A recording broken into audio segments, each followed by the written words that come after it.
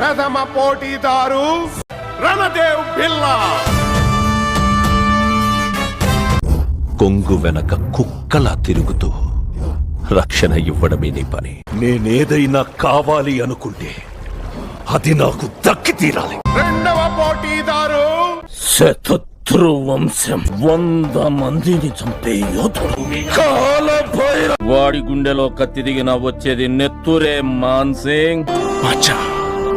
శివరాణి పరువు కాపాడాలరా, లేకపోతే నువ్వు కాపాడిన ఈ ప్రాణానికి అర్థం ఉండదు.